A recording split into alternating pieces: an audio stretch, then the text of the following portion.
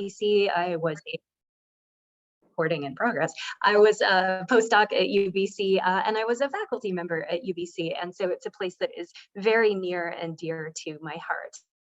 As Amelia mentioned, I now work at the Bill and Melinda Gates Foundation, where I lead a big part of their investment strategy for malaria.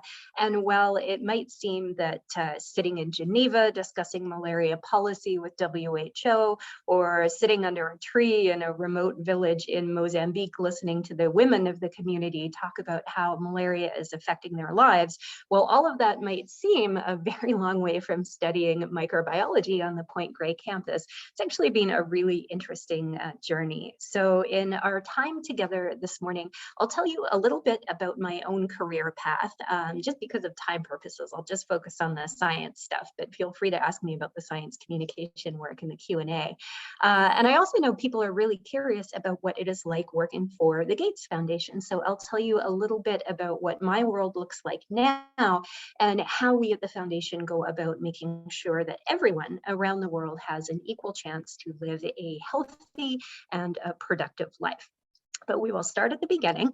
I don't know how many of you have seen the movie Outbreak. It came out in 1995, which was basically forever ago. But it seems like even though it's super old, it is one of those movies that even today is still on TV, like somewhere in the world, no matter what time of day it is. Cable channels seem to love airing it. It is a classic.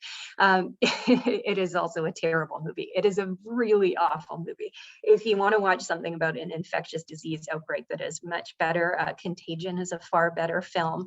But I bring up Outbreak because when I was 16 years old and getting ready to think about university, I saw Outbreak when it came out in the theater, and I decided that that was what I wanted to do with the rest of my life. I wanted to be on the front lines of tracking new and deadly infectious diseases.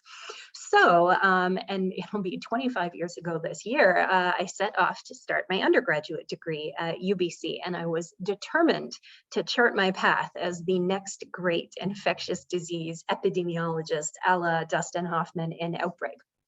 Almost immediately, things went completely sideways.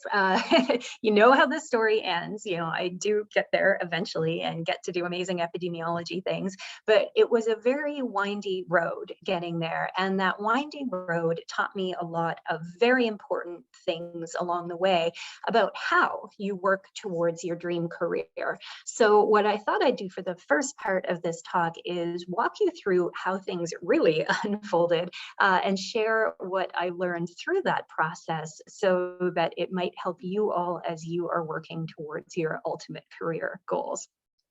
So the first moment at which my I'm going to be Dustin Hoffman and Outbreak vision started to go off the rails was in first year. I remember seeing a lunchtime lecture series advertised, and it was meant for undergrads who were early in their education, and it was supposed to give you a sense for what various careers were like to kind of help you shape your decision around a potential major. I remember seeing Julian Davies speak as part of that, which was incredible and absolutely stimulating. It got me super interested in antimicrobial resistance. But one of the other lectures that I attended was from an actual epidemiologist. You know, I'd seen Outbreak, I knew infectious disease epidemiologist, like that sounded like an amazing career. I see this ad for an epidemiology lecture. So I turn up, I'm like incredibly excited to hear stories about, you know, hunting diseases in strange places. So you can imagine my disappointment when the lecturer kicked off by saying, epidemiology is really just a lot of math and statistics. And then they spend the next 45 minutes walking through calculations for things like odds ratios and number needed to treat. This was not what I thought epidemiology was all about. And so looking back, that was lesson one, that as undergraduates, and honestly, even into graduate school, we generally don't understand careers and the career landscape. We're taught from a very early age that careers have simple labels, you know, lawyer, doctor, scientist, microbiologist, but rarely do people ever unpack those labels for us and say, you know, hey, you want to be a doctor when you grow up, but what kind? And rarely do we really get a full glimpse of the breadth of jobs that might exist under the label of something like epidemiologist. I just heard that epidemiologist equals math, and all of a sudden it seemed way less exciting. But what I didn't know was that that was really just one type of epidemiologist. And there were so many other possibilities out there under that umbrella term, including the one that I was so excited about that I'd seen in Outbreak. So a little bit of advice is to look at the label for the career that you think you want to have right now. Maybe that's microbiologist, and do some work to really unpack that. Look at the careers sites for organizations you think you might want to work for, maybe a place like the Gates Foundation, and read their job descriptions carefully and read all of them. Attend career mentoring events, talk to people that are working in the field. The earlier you can really start to understand the breadth of job possibilities under that umbrella term of whatever general occupation you're interested in, the earlier you can really start to prepare for those careers, because all of them require technical expertise, but they all require so much more. And that's going to vary depending on, if you want to be an epidemiologist, what type of epidemiologist that would be. So that was lesson one. The next fork in the road really came about a year later, when it was time to decide on what my major was going to be. And I had always assumed it was going to be microbiology, since I was interested in infectious diseases. But I realized two things in second year. One was that at the time, I don't know if this is still the case, but you had to take microbiology together with immunology. If you wanted to focus on the ID aspects, you couldn't just get away with taking the bacteria and the virus courses alone. You had to study the immune system if you wanted that to be your major. The second thing I realized in second year university was that I really didn't like immunology. I am very glad there are people in the world, people like many of you, who love immunology, who can do immunology, who can keep track of the millions of different types of cytokines and millions of different cell types, and keep track of how they all seem to behave differently at different times of the day and different days of the week and different phases of the moon. But that was not me. I was not a fan of immunology. And at the time, realizing that I didn't want to major in microbiology and immunology really concerned me. I was actually really worried that if I didn't take that major, I would never get that dream job as an infectious disease epidemiologist. So I ended up doing cell biology and genetics for my major instead. But what I did was take all the interesting microbiology classes, interesting to me anyway, as my electives. All the fun stuff with the bacteria and the viruses, those were my elective courses. But looking back, that's where lesson two was learned. And that is that there are a million different paths to your dream career. And honestly, it is less about what you do as an undergraduate and more about the next steps. For some of you, those could be the choices that you make in grad school. For others, it's going to be the first few jobs that you take after your undergraduate degree. I'm sure there are a few future med students in the audience today, and I have to say, some of the best doctors I've had the privilege of working alongside didn't even do science as undergraduates. Many of them majored in things like psychology or even English literature. And I think, looking back, when you look at your entire career and kind of imagine it as like a really big meal, a big dinner, your undergraduate degree is almost like that little amuse-bouche that comes at the beginning of the meal. It's just a short little moment that really just kind of whets your appetite for what's to come. So don't worry about being locked into something now. It's really what comes after this that will help set the course of the rest of your career trajectory. So to go back to my story, I'm going to condense a whole decade, 1998 through 2008, into a very short recap. So at UBC, I finished my BSc in cell biology and genetics, and knew that in order to chart my Dustin Hoffman and Outbreak infectious disease epidemiology career path, I would ultimately have to go on to do a PhD studying infectious diseases. When I finished my BSc, I didn't quite feel ready to go right from undergrad to graduate research. So I took a one-year graduate diploma at McGill University, specializing in biotechnology. And it was there that I was introduced to bioinformatics for the first time.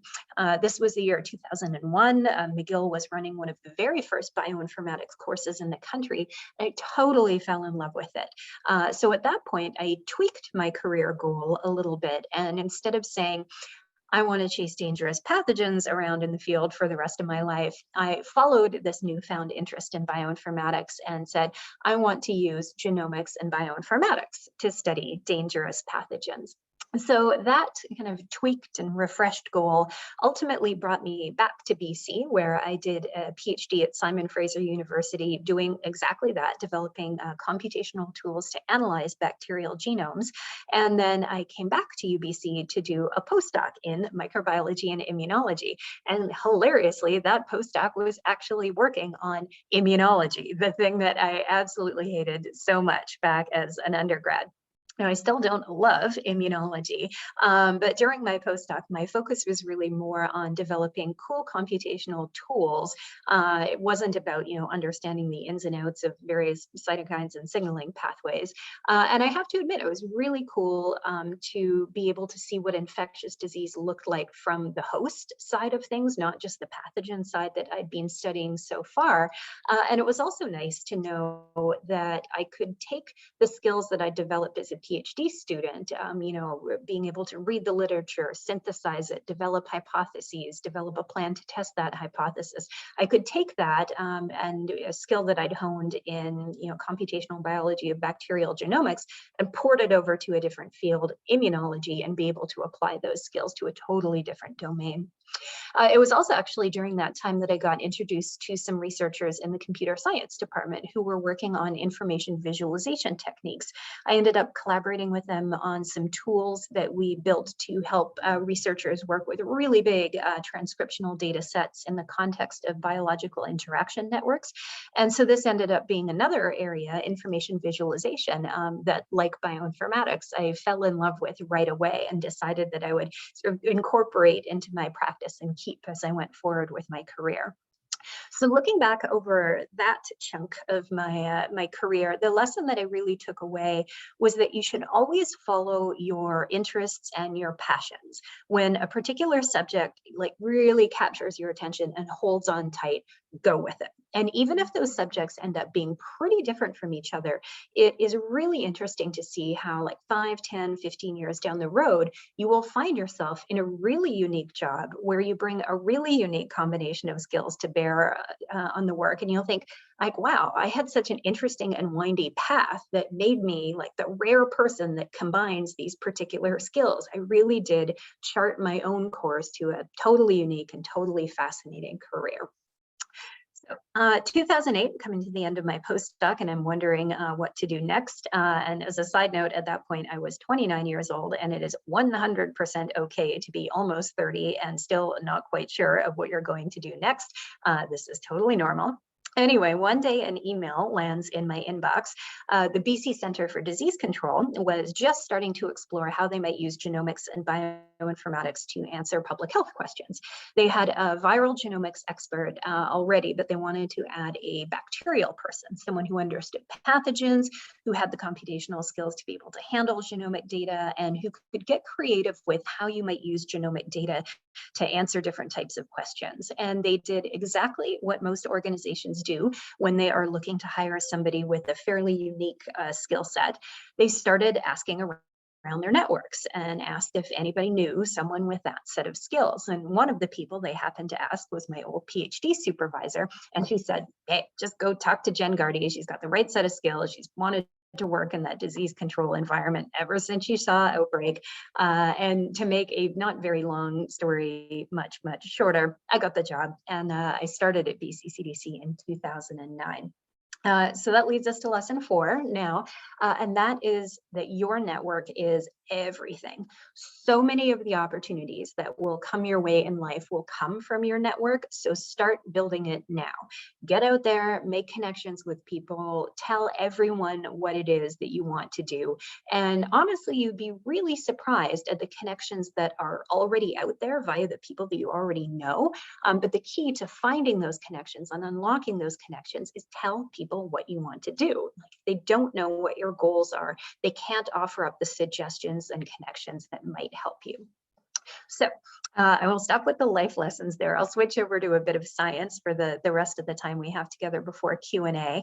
I ended up spending 10 years at BC CDC. I was in a senior scientist position there and also had a faculty appointment at UBC in the School of Population and Public Health. And I did what I would describe as applied public health genomics. My lab sequenced the genomes of isolates of things like TB, measles, mumps, from various outbreaks. And we used that genomic data to reconstruct how those outbreaks happened. The more times you do this, the more times you start to see common patterns and common trends. And the more you learn about those patterns and trends and how those diseases spread within a population, the more you can take those insights and turn them into better disease control measures, guidelines, and policies. The work that we were doing way back in 2009 really laid the groundwork, in fact, for all of the work that you're seeing today using genome sequencing to track the SARS-CoV-2 virus. Ever since the COVID-19 pandemic started, genomics has played a really vital role in answering key questions. So right off the bat, the key question was, what is this new coronavirus and where did it come from? So one of the first genome sequences to come out in January last year answered those questions. When the virus entered the Pacific Northwest, the question was, how did it get here? How has it been spreading? Has it been spreading without us noticing? And again, genomics played a role in answering those questions. And now, much later in the pandemic, we find ourselves in a place where the primary questions are really around where new variants are emerging and how those variants are spreading. And we can do this sort of work because research groups like mine and many others around the world spent a good decade getting these genomics and bioinformatics systems in place in public health agencies and getting them working for routine use cases like TB, like flu, like foodborne illness. It started as research, it moved into proof of concept, and now it's routine in many settings. But it's not routine everywhere, and addressing that issue is where my career has taken me most recently. I do get a lot of questions about how and why I ended up at the Gates Foundation, and I will start with the why. Because my group was one of the first to really demonstrate what was possible with genomic epidemiology, I used to get a lot of invitations to speak all around the world and sit on all sorts of really interesting advisory committees. And through that, I got to meet people who were doing incredible public health and outbreak genomics work around the world, from Ebola in West Africa to chikungunya virus in Bangladesh. And I was seeing their work really helping to move the global needle on how we better respond to infectious diseases. And then I'd come back from these amazing global inspirational meetings and I would do my work here in BC, and it just felt frustratingly small.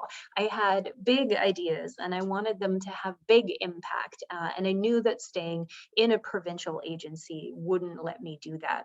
The how of how I came to work at the Gates Foundation is exactly what I told you already. It's all about opportunities that come up from your network.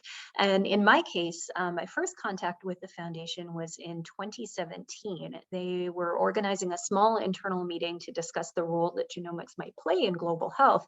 And I was one of the invited speakers. That really put me on their radar. And so over the next couple of years, various folks from within the foundation would bring me in for ad hoc advisory roles, basically talking about what pathogen genomics might do for particular portfolios within the foundation, whether that was TB, HIV, or malaria.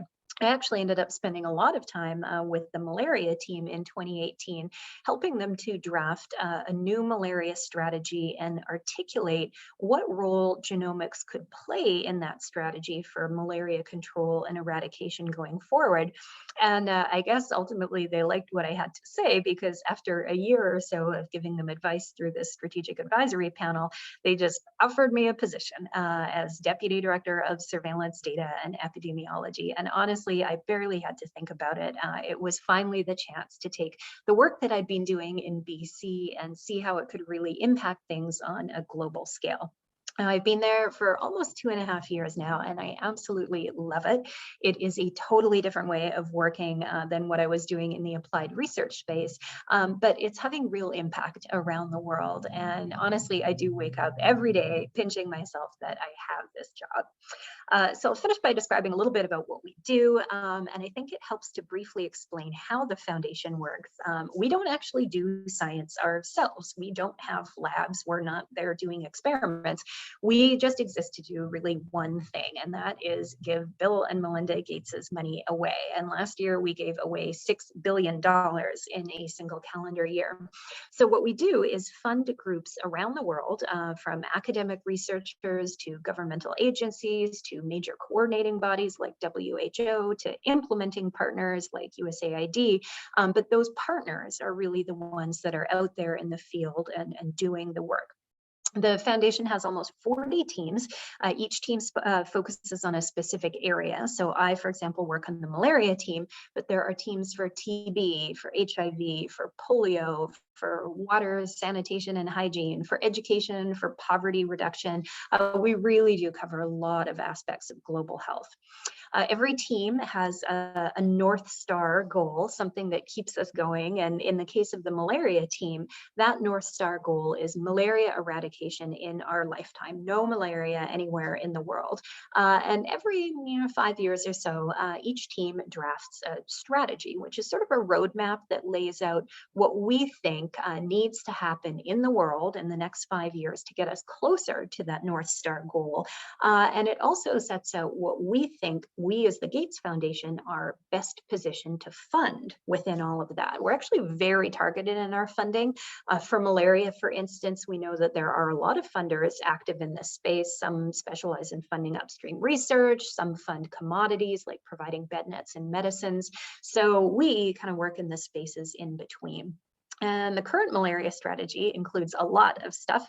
There's vaccine development, there's drug development, there's mosquito control interventions, there's political will and advocacy. And each of these areas is led by a different deputy director. So the area that I lead is all about data and epidemiology. Can we make sure that national malaria control programs are able to access high quality, real-time, comprehensive data that describes malaria epidemiology in their region? And can they use this data to develop better and more evidence-informed plans for malaria control?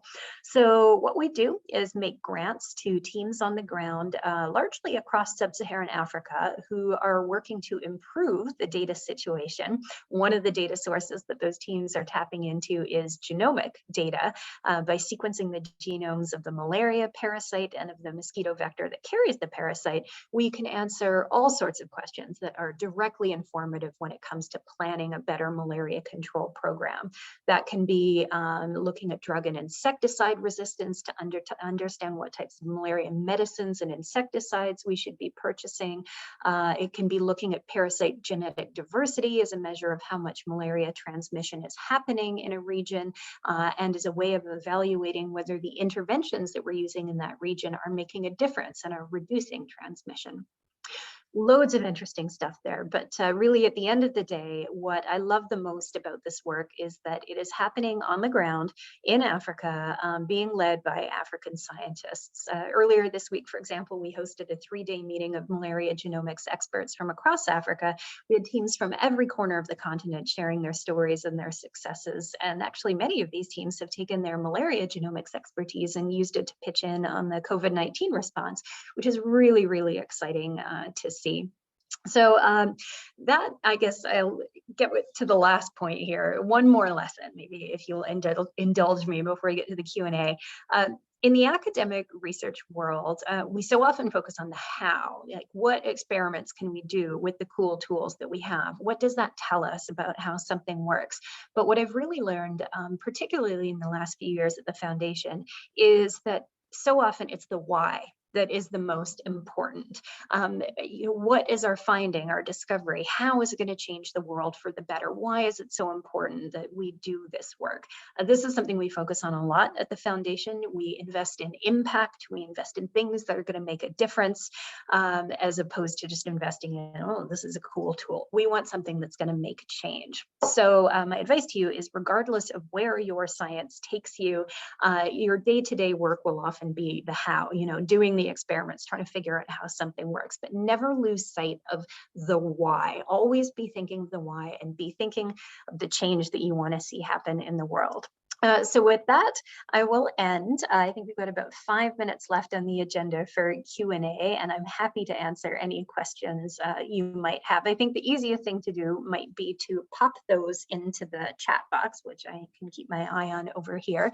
So feel free to drop some questions in there. And while the first one's coming up, I will just give a quick plug. If this genomic epidemiology thing is something that you're interested in, Genome British Columbia next week is hosting their annual Genomics Forum.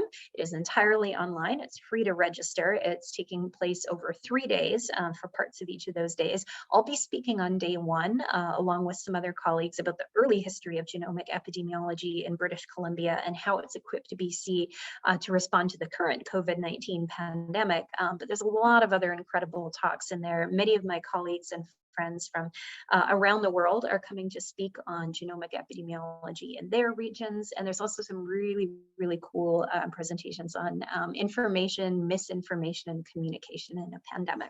So I see we've got one chat in the box. Amelia wanted to know, how do you find the job experience different in academia and at the Gates organization? They are a world apart. And I will be completely frank and say I never wanted even to be in academia. I never wanted to be a professor. I remember telling my PhD supervisor during my PhD, is like, your job seems interesting, but I do not want your job. And I really kind of ended up there accidentally. That's a story for a different day. But what I didn't like about academia were, when you're running your own lab, you are always looking for funding. And so there's this constant pressure that never goes away. Like, where's the next round of money going to come from? How do I keep myself relevant? How do I make sure my work is still cool and I'm not being, scooped or outpaced or working on something that's passe? So I felt like you could never relax in academia. Even when Christmas break rolled around, you're like, oh, well, there's grants I could be writing, or there's a whole drawer full of unfinished manuscripts.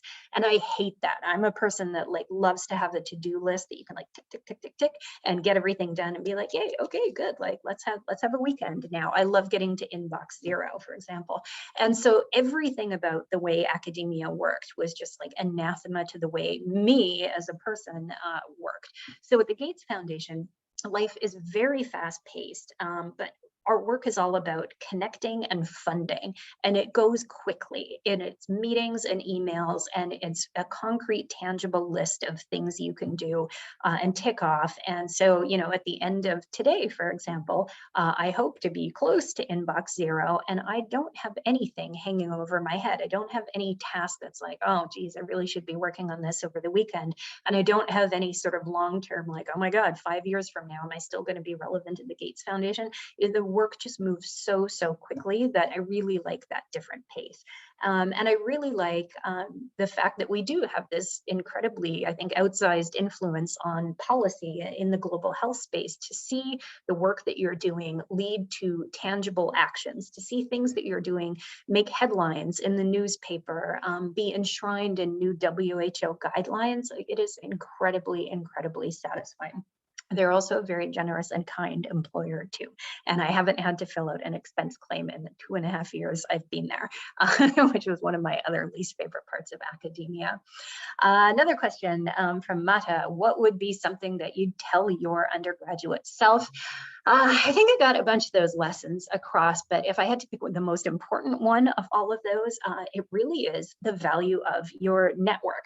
As an undergrad, it is never too early to start cultivating that network of connections. The folks that are in your immediate circle, and the circle out from that, and the circle out from that, who can provide advice and opportunities and suggestions. So be telling everybody what it is you want to do with your career, even if you don't know what that is, even if it's just sort of this general idea of like, hey, I saw Outbreak with Dustin Hoffman and his job seemed kind of cool. Like, how could I do that? You don't need to have a very specific, like, I would like to talk to you about internship opportunities at company X. You can just find people at these mentoring events, things that the university puts on, like alumni career nights are fantastic for this. Go out, tell people your general interests, and just ask them to describe their own career journeys too. And just that mutual sharing of information, that cements a connection, that becomes somebody in your network. And I think there's a lot of great online tools, whether it's something like Twitter or LinkedIn, for connecting with those people that you might not see very often, but are useful to have in your network. So definitely start building it. It is never too early to start and to keep cultivating, because 10 years from now, 20 years from now, you'll look back and you'll realize so many interesting things came from those early network connections. I know we are 1 minute over time now, so I will stop there and turn it back to the organizers. I can stick around for about another 10 or 15 minutes in the chat. I'll turn my camera off though. So if you do have anything else that you want to ask, feel free to drop it in the chat and I can answer there. But thank you so much again to the organizers for inviting me to this, and have an absolutely fantastic rest of your day. I'm sure there's going to be some super cool science presented. Thank you.